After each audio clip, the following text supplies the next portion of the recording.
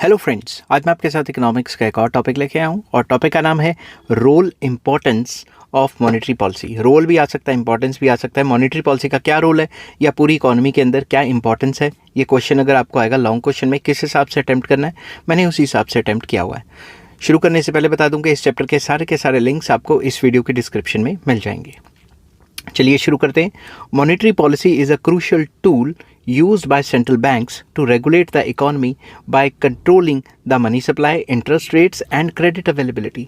तो monetary policy काफ़ी important role play करती है। जो सेंट्रल बैंक मॉनेटरी पॉलिसी को मैनिपुलेट करता है, बनाता है, क्यों? ताकि वो इकोनॉमी में मनी सप्लाई को कंट्रोल कर सके, रेट ऑफ इंटरेस्ट को कंट्रोल कर सके और जो क्रेडिट अवेलेबिलिटी है उसको असर डाल सके। ये तीनों चीज़ों को कंट्रोल करने के लिए जो सेंट्रल बैंक्स होते हैं, जैसे इंडिया में आरबीआई है और यूएसए में फेड है, वो मॉनेटरी पॉलिसी बनाता है।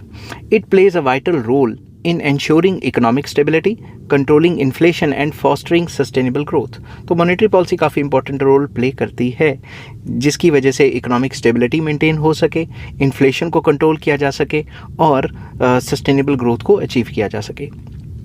Role and importance of monetary policy can be explained with the help of following points. तो इसका क्या रोल है या क्या इंपॉर्टेंस है, इसको हम फॉलोइंग पॉइंट्स के टर्म्स में डिस्कस कर सकते हैं। तो सबसे पहला पॉइंट आ जाता है कंट्रोल ऑफ इन्फ्लेशन। सबसे important, one of the primary objective of monetary policy is to keep inflation in check. सबसे मेन मकसद है मॉनेटरी पॉलिसी का कि प्राइस राइज को चेक करना, इन्फ्लेशन को चेक करना।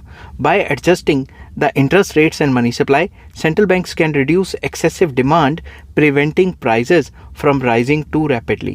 तो सेंट्रल बैंक या आरबीआई क्या करती है, इंटरेस्ट रेट को और मनी सप्लाई को कंट्रोल करके जो भी एक्सेसिव डिमांड है इकोनॉमी में उसको कंट्रोल करने की कोशिश करती है, ताकि डिमांड पुल इन्फ्लेशन ना आ जाए या प्राइसेस कुछ ज़्यादा ही ना बढ़ जाएं। Next, stimulating economic growth. Expansionary monetary policy, that is lowering interest rates and increasing money supply encourages borrowings and investments, leading to higher consumption and economic expansion। तो मॉनेटरी पॉलिसी के थ्रू हम stimulate कर सकते हैं economic growth को। कैसे? अगर हम एक्सपेंशनरी मॉनेटरी पॉलिसी को फॉलो करें, जिसमें ये कहा गया है कि रेट ऑफ इंटरेस्ट को कम करो और मनी सप्लाई को बढ़ाओ, इसकी वजह से जो कंज्यूमर स्पेंडिंग है वो बढ़ जाती है और बिजनेस इन्वेस्टमेंट्स हैं वो भी बढ़ जाती हैं, जिसकी वजह से कंजम्पशन लेवल बढ़ जाएगा, इन्वेस्टमेंट लेवल भी बढ़ जाएगा और इकोनॉमिक एक्सपेंशन आ जाएगी, जीडीपी बढ़ जाएगी। ठीक है। नेक्स्ट आ जाता है managing unemployment. By influencing economic activity, monetary policy can help to reduce, यहाँ पे टू लिख सकते हो आप, हेल्प टू रिड्यूस अनएम्प्लॉयमेंट। तो अनएम्प्लॉयमेंट को कम करने के लिए भी मॉनेटरी पॉलिसी काफ़ी पॉजिटिव रोल प्ले कर सकती है। कैसे? रेट ऑफ इंटरेस्ट कम करेगी। रेट ऑफ इंटरेस्ट के कम करने से बिजनेसमैन ज़्यादा लोन लेगा और ज़्यादा लोन लेगा तो ज़्यादा इन्वेस्टमेंट्स करेगा, ज़्यादा फैक्ट्रियाँ खोलेगा, जिससे कि जॉब अपॉर्चुनिटीज़ बढ़ेंगी। Lower interest rates boost investments, business investments, leading to job creation. जो मैंने अभी बताया कि रेट ऑफ इंटरेस्ट कम होगा तो बिजनेस इन्वेस्टमेंट्स बढ़ेंगी, जिसकी वजह से जॉब क्रिएशन आएगी। फोर्थ पॉइंट आ जाता है stabilising currency value. Monetary policy helps to maintain exchange rate stability, preventing excessive depreciation और appreciation which can impact trade and foreign investments. तो मॉनेटरी पॉलिसी एक अच्छा एक्सचेंज रेट को स्टेबल रखने में काफ़ी हेल्प करती है। मॉनेटरी पॉलिसी मनी सप्लाई को उस हिसाब से बना के रखती हैं ताकि एक्सचेंज रेट में स्टेबिलिटी आए, जिसकी वजह से हमारी करेंसी की एप्रिसिएशन या डेप्रिसिएशन कुछ ज़्यादा ही ना हो जाए, स्टेबिलिटी मेंटेन करके रखेंगी। और अगर हमारी करेंसी डेप्रिशिएट कुछ ज़्यादा ही होगी, उससे एक्सपोर्ट इंपोर्ट पे फ़र्क पड़ेगा और फॉरेन इन्वेस्टमेंट्स पे नेगेटिव असर पड़ेगा। तो सेंट्रल बैंक्स क्या करता है, मनी सप्लाई को मेंटेन करके रखता है, जिससे फॉरेन एक्सचेंज रेट की भी मेंटेनेंस करता है। कैसे करता है वो फॉरेन एक्सचेंज के चैप्टर में मैं ऑलरेडी डिस्कस कर चुका हूँ, जिसकी वजह से हमारी करेंसी एक्सेसिवली डेप्रिशिएट या एप्रिशिएट नहीं करती, जिसकी वजह से हमारा ट्रेड और जो फॉरेन इन्वेस्टमेंट्स है उसमें स्टेबिलिटी रहती है। नेक्स्ट आ जाता है ensuring financial stability. Central banks use monetary policy to prevent financial crisis by regulating liquidity, supervising banks and acting as a lender of the last resort during financial distress. तो central banks monetary policy को अच्छे से बनाता है ताकि जितने भी financial crisis हैं या लिक्विडिटी क्राइसिस हैं उनको अवॉइड किया जा सके। बैंक्स को सुपरवाइज करता है कि ऐसा ना हो कि बैंक के पास खड़े पैर पैसे ही ख़त्म हो जाए, जो फाइनेंशियल सिस्टम के लिए काफ़ी ज़्यादा नेगेटिव खबर है। ठीक है। तो उनको लास्ट टाइम पे लोन्स प्रोवाइड कराता है और फाइनेंशियल डिस्ट्रेस से उनको बचाता है। तो सिंपल वर्ड्स में फाइनेंशियल स्टेबिलिटी के लिए जो है काफ़ी इंपॉर्टेंट है सेंट्रल बैंक या मॉनेटरी पॉलिसी जो सेंट्रल बैंक बनाता है। ठीक है। नेक्स्ट आ जाता है point controlling interest rates. By setting benchmark interest rates, central bank influence borrowing costs, affecting consumer spending and business investments. Rate of interest को कंट्रोल करके रखता है ताकि अपने हिसाब से इकोनॉमिक सिचुएशन के हिसाब से जो बोरिंग्स है उनको ज़्यादा भी किया जा सके, कम भी किया जा सके, जो कंज्यूमर स्पेंडिंग है उसको ज़्यादा भी किया जा सके, कम भी किया जा सके, ताकि मार्केट में या इकोनॉमी में स्टेबिलिटी मेंटेन रहे. तो रेट ऑफ इंटरेस्ट को कंट्रोल करता है. नेक्स्ट आ जाता है regulating money supply. Monetary policy controls the amount of money circulating in the economy, ensuring neither excess liquidity जिसकी वजह से इन्फ्लेशन आती है, नॉर स्कार्सिटी जिसकी वजह से रिसेशन आता है. तो मनी सप्लाई को अच्छे से रेगुलेट करती है मॉनेटरी पॉलिसी, ताकि अगर ज़्यादा मनी सप्लाई है तो कम हो जाए, कम मनी सप्लाई है तो ज़्यादा हो जाए, ताकि ना ही मार्केट में इन्फ्लेशन आए ना ही रिसेशनरी सिचुएशंस आए. नेक्स्ट आ जाता है encouraging savings and investments. Higher interest rates incentivise savings while lower interest rates encourage investment in the business and infrastructure, balancing economic needs. तो रेट ऑफ इंटरेस्ट को टाइम टू टाइम बढ़ाती भी है ताकि सेविंग्स को इनकरेज किया जाए, rate of interest को टाइम टू टाइम गिराती भी है ताकि इन्वेस्टमेंट्स इनकरेज हों, जिसमें इन्वेस्टमेंट ऑन बिजनेस या इंफ्रास्ट्रक्चर बढ़ेगा. तो इससे इकोनॉमी की जो नीड्स है उसको बैलेंस में रखते हुए time to time rate of interest को कम या ज़्यादा करती रहती है ताकि सेविंग्स और इन्वेस्टमेंट्स में इक्वालिटी बनी रहे. क्योंकि क्लासिकल थ्योरीज मैक्रो इकोनॉमिक्स में सारी की सारी यही कहती हैं कि इक्विलिब्रियम तभी होगा जब सेविंग इन्वेस्टमेंट बराबर रहेंगी. नेक्स्ट आ जाता है मैनेजिंग बिजनेस साइकिल्स या trade cycles. Monetary policy helps to smooth out, यहाँ पे टू लिख सकते हो, helps to smooth out economic fluctuations that is booms and recessions by adjusting credit availability and demand levels.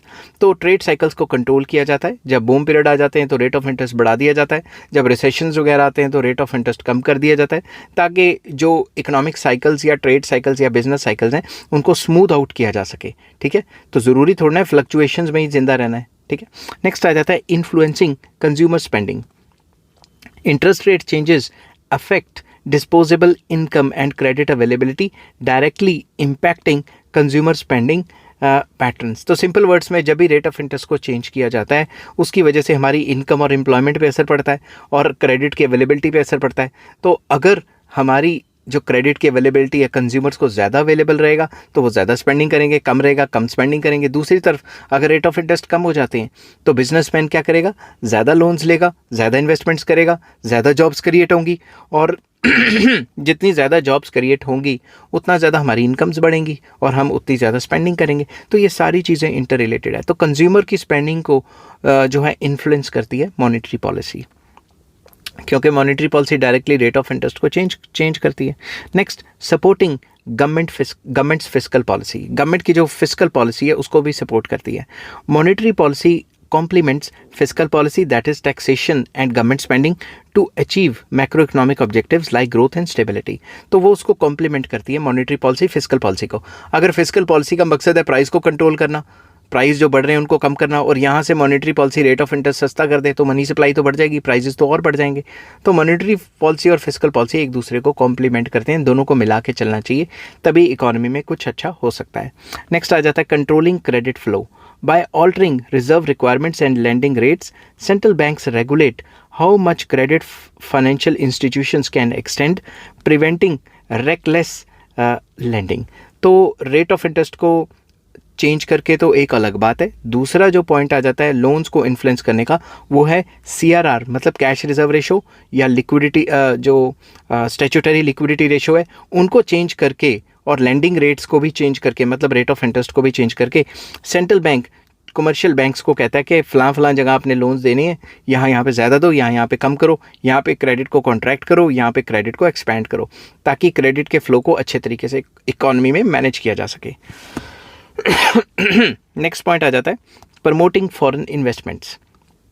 Stable monetary policies attract foreign investors by ensuring predictable returns and minimizing exchange rates. तो अगर stable monetary policies रहेंगी, ज़्यादा fluctuations नहीं आएंगे, तो उसकी वजह से फॉरेन कैपिटल या फॉरेन इन्वेस्टर्स एनकरेज होते हैं, क्योंकि उनको पहले ही पता होता है कि ये होने वाला है, ऐसा होने वाला है. अगर फ्लक्चुएशन ज़्यादा होगी, रेट ऑफ इंटरेस्ट में उथल पुथल मचेगा, मॉनेटरी पॉलिसी भी उथल पुथल होएगी, तो फॉरेन इन्वेस्टर्स आएंगे ही नहीं, फॉरेन इनफ्लोज कंट्री में कम हो जाएंगे या रुक जाएंगे. नेक्स्ट आ जाता है reducing income inequalities. Targeted monetary policies such as low interest rates for small businesses can help to bridge income gaps by supporting underserved sectors. तो बेसिकली मॉनेटरी पॉलिसी ऐसी पॉलिसीज़ फर्दर बना सकती है कि कुछ सेक्टर्स को जो लो इंटरेस्ट लोन्स है वो दिए जाएं स्मॉल बिजनेसेस को, ताकि वो भी पैसा कमा सकें। तो जब उनको सस्ते रेटों पे लोन मिलेंगे वो भी अपने आप को एक्सपेंशन करेंगे। तो इससे देखा गया है कि जो इनकम इनइक्वालिटीज़ हैं वो कम होती हैं। ठीक है, नेक्स्ट आ जाता है enhancing export competitiveness. A managed exchange rate policy can make exports cheaper, boosting a country's trade balance and industrial growth. अगर एक अच्छा एक्सचेंज रेट रखा जाएगा जिससे कि एक्सपोर्ट्स सस्ते हो जाएं, जिसकी वजह से हमारे एक्सपोर्ट्स बढ़ जाएंगे और एक्सपोर्ट बढ़ेंगे तो बाहर से डॉलर्स आएंगे, उससे हमारा ट्रेड बैलेंस भी अच्छा हो सकता है और इंडस्ट्रियल ग्रोथ भी हो सकती है। तो हमेशा मॉनेटरी पॉलिसी इस हिसाब से बनाई जाती है कि एक्सचेंज रेट में स्टेबिलिटी लाई जाए, जिस हिसाब से एक्सचेंज में जो स्टेबिलिटी है वो एक्सपोर्ट्स को ग्रो करे। ठीक है, नेक्स्ट आ जाता है मिटिगेशन या मिटिगेटिंग इकोनॉमिक शॉक्स। तो ये वही वाला पॉइंट जो ऊपर आया था ट्रेड साइकिल्स वाला, उसी से रिलेटेड है। During crisis, that is for example pandemics, financial crashes etc., central banks use monetary tools like quantitative easing to inject liquidity and stabilize markets. तो जब भी इकोनॉमी में कोई पेंडेमिक आ गया या फाइनेंशियल क्रैश आ गया या कोई इस टाइप का आ गया, तो उसमें क्या करती है सरकारें मतलब जो सेंट्रल बैंक है वो क्या करता है, सेंट्रल बैंक क्वांटिटेटिव ईजिंग कर देता है। अब लोन्स लेना आसान कर देता है, हर कोई लोन लेगा तो इकोनॉमी में पैसा इंजेक्ट होता है, जिसकी वजह से जो रिसेशन या फिर जो क्रैश वगैरह है उसको कंट्रोल किया जा सकता है, मार्केट को स्टेबलाइज बनाया जा सकता है। नेक्स्ट पॉइंट आ जाता है मेंटेनिंग प्राइस स्टेबिलिटी। ठीक है, by keeping inflation low and predictable, monetary policy ensures that purchasing power is preserved and benefiting both consumers and businesses. Simple words में प्राइसेस में स्टेबिलिटी लाई जाती है। प्राइस जितना स्टेबल और प्रेडिक्टेबल रहेगा, मॉनेटरी पॉलिसी उतना ही अच्छे से काम कर पाएगी। ठीक है, तो सिंपल वर्ड्स में आप ये कह सकते हो कि अगर अच्छे से देखना है मॉनेटरी पॉलिसी काम सही कर रही है गलत कर रही है, तो प्राइस स्टेबिलिटी के थ्रू देख सकते हो। तो मॉनेटरी पॉलिसी के इंस्ट्रूमेंट्स जो क्वालिटेटिव क्वांटिटेटिव इंस्ट्रूमेंट्स हैं उनके थ्रू प्राइस में स्टेबिलिटी लाई जा सकती है, और जितना प्राइस स्टेबल होंगे उतना कंज्यूमर की स्पेंडिंग और बिजनेस की इन्वेस्टमेंट्स बढ़ेंगी। तो इसलिए भी हमारे लिए मॉनेटरी पॉलिसी काफ़ी इंपॉर्टेंट है। आप कंक्लूड करते हैं इसको, monetary policy is indispensable for modern economies, influencing everything from inflation and unemployment to financial stability and long term growth. तो मॉनेटरी पॉलिसी काफ़ी इंपॉर्टेंट रोल प्ले करती है, चाहे इन्फ्लेशन को कंट्रोल करना हो या एम्प्लॉयमेंट बढ़ानी हो या फिर फाइनेंशियल स्टेबिलिटी या लॉन्ग टर्म ग्रोथ हो, इन सब चीज़ों में काफ़ी इंपॉर्टेंट रोल प्ले करती है monetary policy. By carefully adjusting monetary tools, central banks can navigate complex economic challenges, ensuring prosperity and stability. तो अच्छे तरीके से मॉनेटरी पॉलिसी को ला के उसे इम्प्लीमेंट करवा के सेंट्रल बैंक ये इंश्योर कर सकते हैं कि जो भी हमारे कंट्री में इकोनॉमिक ग्रोथ रेट है वो लॉन्ग टर्म में बढ़ सके, इकोनॉमिक प्रॉस्पेरिटी आए और देश में स्टेबिलिटी आए। आई होप ये वीडियो आपको पसंद आई होगी। अगर पसंद आती है तो please like share and subscribe. इस चैप्टर के सारे लिंक्स आपको इस वीडियो के डिस्क्रिप्शन में मिल जाएंगे। Take care, bye bye.